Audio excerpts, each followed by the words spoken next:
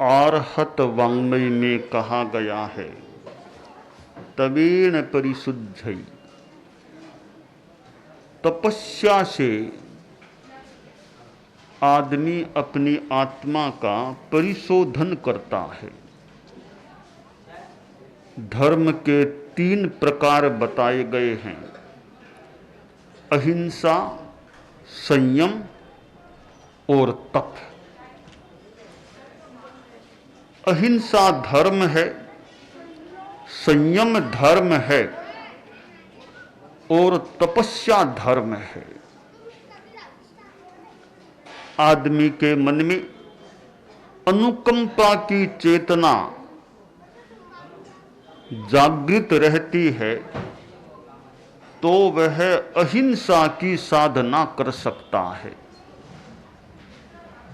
दुनिया में अनंत अनंत प्राणी हैं, हम भी उनमें से हैं। आदमी यह प्रयास रखे मैं द्वेष के भाव से और निरनुकंपता से किसी को कष्ट पहुंचाने का प्रयास न करूं। जितना संभव हो सके हिंसा से अपने आप को बचाऊं। हिंसा शारीरिक होती है, वाचिक हिंसा भी हो सकती है और मानसिक हिंसा भी हो सकती है। हिंसा की भी जा सकती है, हिंसा कराई भी जा सकती है और हिंसा का अनुमोदन भी किया जा सकता है। साधु के 3 करण 3 योग से हिंसा का परित्याग होता है। 3 करण, करना, कराना, अनुमोदना, 3 योग मन वचन काय और 3 × 3 9 भंगों से 9 कोटि वाला त्याग साधु के होता है। जैसे हिंसा करूं नहीं मन से, कराऊं नहीं वचन, करूं नहीं मन से, करूं नहीं वचन से, करूं नहीं काया से। 3 हिंसा कराऊं नहीं मन से, कराऊं नहीं वचन से, कराऊं नहीं काया से। हिंसा अनुमोदू नहीं मन से, अनुमोदू नहीं वचन से, अनुमोदू नहीं काया से। यो नवकोटिक प्रत्याख्यान साधु के जीवन भर के लिए होता है। इसलिए साधु तो 6 काय के जीवों का पीहर होता है, त्राता होता है, पितृघर पितृगृह होता है। अर्थात साधु से किसी प्राणी को भय न हो। साधु हिंसा का परित्यागी। इसी प्रकार साधु के झूठ बोलने का भी 9 कोटि प्रत्याख्यान होता है, चोरी का भी, मैथुन का भी, परिग्रह का भी। और साधु के रात्रि भोजन का भी त्याग होता है। 9 कोटिक कि साधु को रात में भोजन पानी आहार मात्र का सेवन नहीं करना। तो साधु में अहिंसा वांछनीय है, साधु में सच्चाई भी काम्य है, ईमानदारी काम्य है, इंद्रिय संयम काम्य है और परिग्रह से विरमण अभिलषणीय है। रात्रि भोजन का त्याग साधु में आकांक्ष है।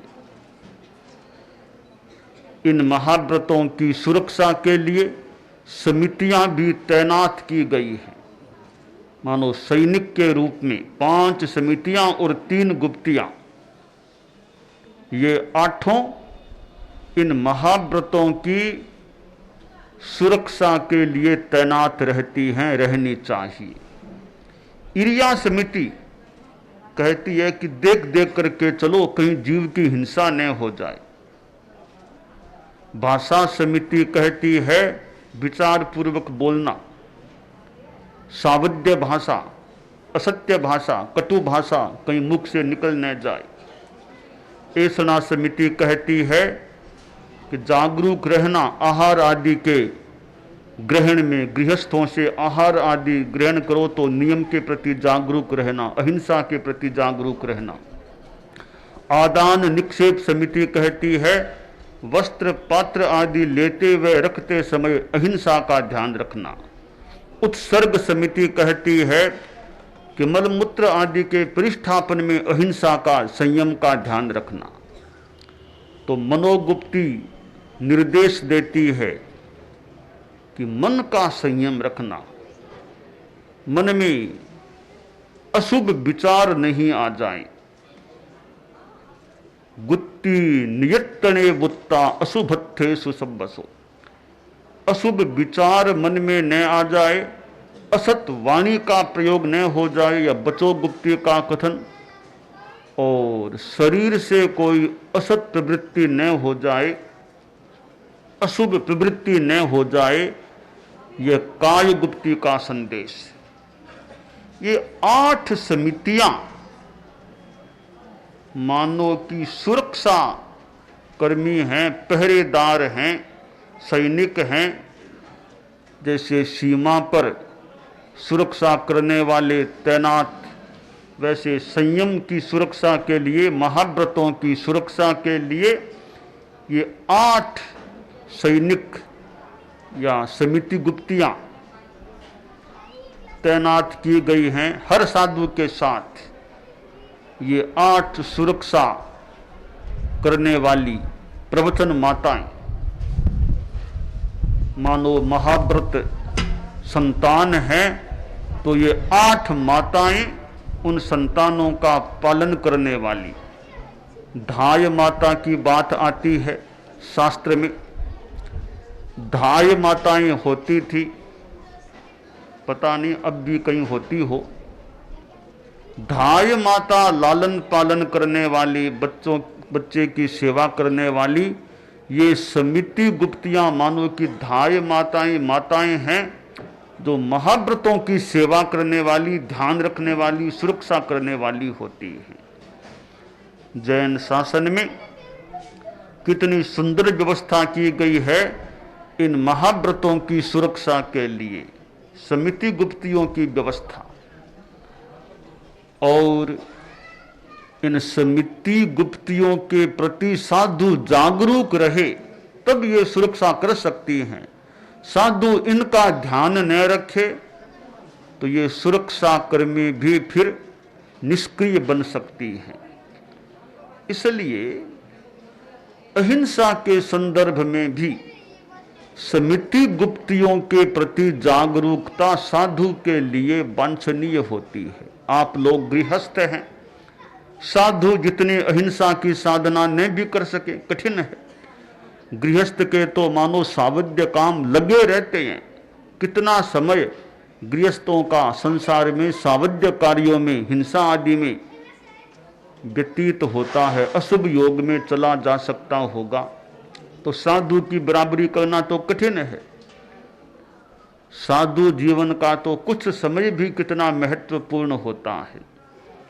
हालांकि कई आप लोग गृहस्थों में भी बड़े संयमी होते हैं, कई भिक्षुओं से कई गृहस्थ ज्यादा संयमी होते हैं।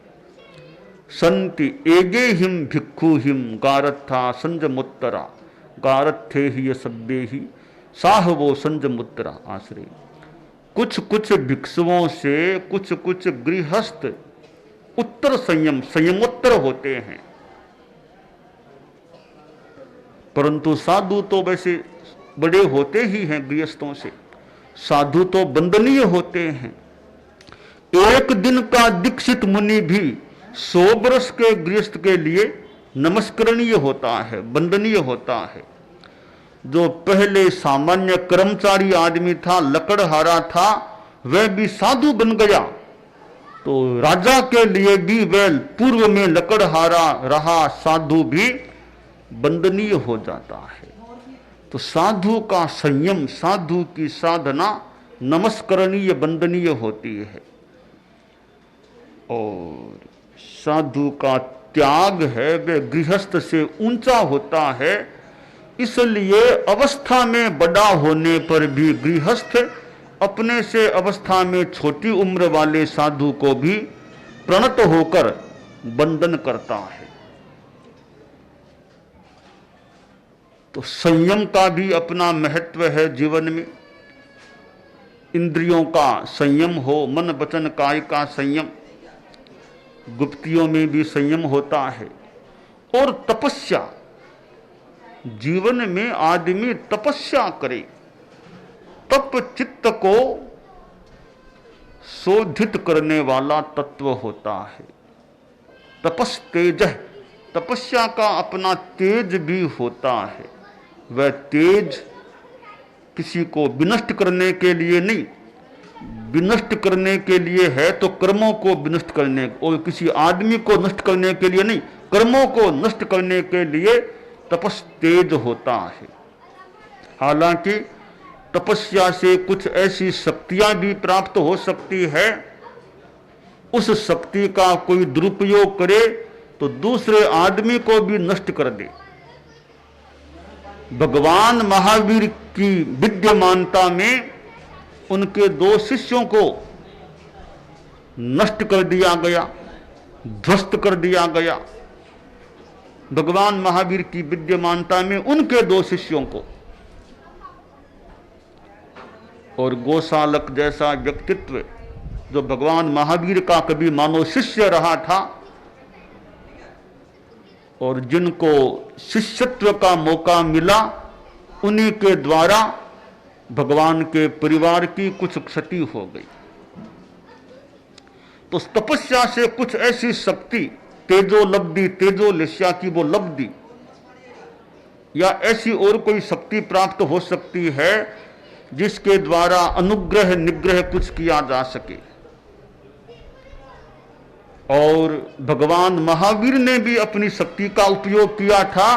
उन्होंने शक्ति का उपयोग किया गोशालक की रक्षा करने के लिए, गोशालक को बचाने के लिए।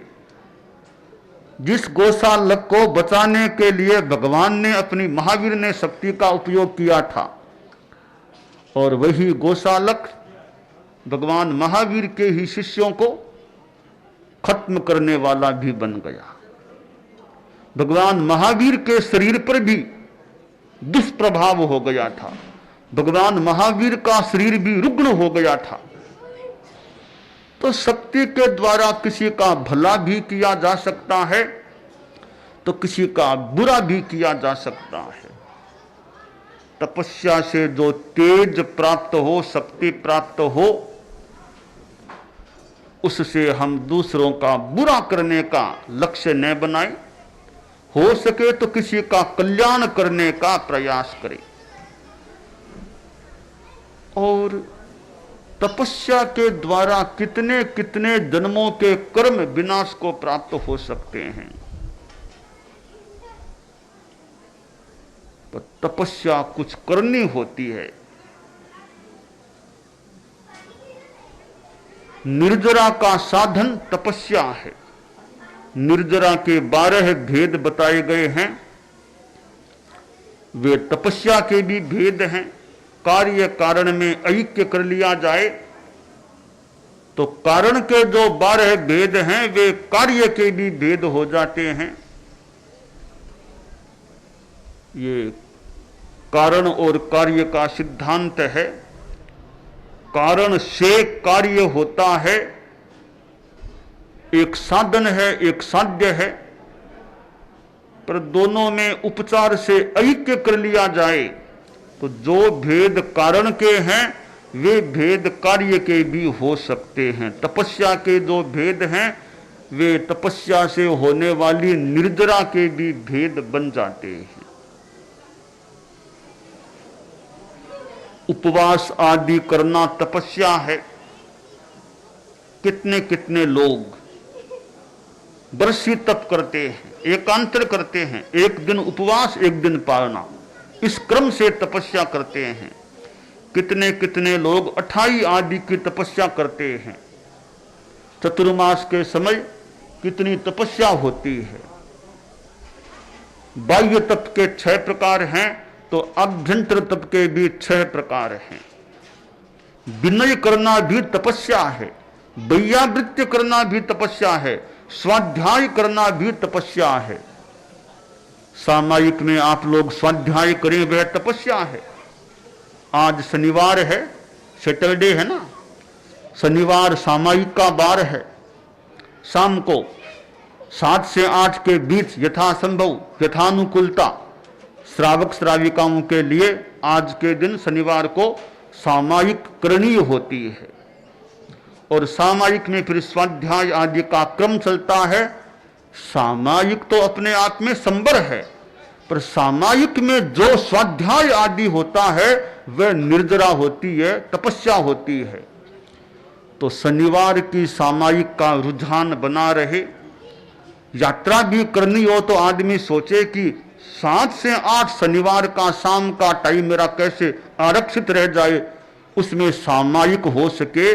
तो यात्रा आदि में भी सामायिक को ध्यान में रखे कि सामायिक का समय मेरा यात्रा में न जाए, क्योंकि प्लेन में सामायिक करना नहीं है, ट्रेन में सामायिक करना नहीं है, बस कार में सामायिक करना नहीं, वो तो नीचे धरती पर या यथा व्यवस्था कुर्सी आदि पर हो सकती है।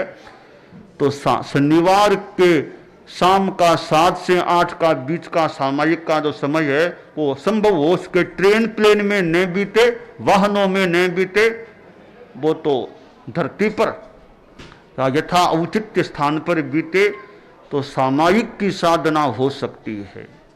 और धर्मस्थान में करें, कर्मस्थान यानी दुकान आदि में जैसा मौका मिले, क्योंकि मैं तो और कहीं नहीं दुकान में रहना पड़ेगा, तो ऑफिस में दुकान में एक अच्छी जगह पर सामायिक कर ले। साधुओं के ठिकानों में करें, जहां अच्छा स्थान मिल जाए। तो शनिवार की सामायिक का प्रयास हो, अनुकूलता हो तो परिश्रम प्रयत्न करना चाहिए कि सप्ताह में यह शनिवार की मेरी सामायिक व्यवस्थित होती रहे। और वृद्ध करें तो जवान व्यक्ति भी करें, किशोर भी करें, भी आज शनिवार है, आज तो सामायिक करें। परिवार है तो परिवार के सदस्य भले पास पास स्थित होकर कि आज सब साथ में बैठ करके सामायिक करें। आप लोग कभी कभी साथ में खाना भी तो खाते ना, कभी साथ में कभी खाना खाते होंगे ना, कि आज साथ में खाना खाएंगे, आज अमुक दिन है, हॉलीडे है, आज सब मिलके एक जगह खाना खाएंगे। तो एक जगह खाना खा सकते हैं तो एक साथ सामायिक क्यों नहीं कर सकते हैं? सामायिक धर्म का खाना, वो साधना का, आत्मा का खाना है, वह खाना तो शरीर का है। रोटी साग आदि आदि तो शरीर का खाना है, सामायिक तो आत्मा का खाना, आत्मा का भोजन है। तो आत्मा का खाना भी परिवार के लोग साथ में कर सकते हैं, आज साथ में सब सामायिक करें। तो यह सामायिक की साधना और उसमें फिर स्वाध्याय जप आदि का प्रयोग तपस्या का योग हो जाता है। तो इस प्रकार तपस्या के द्वारा चेतना की शुद्धि हो सकती है।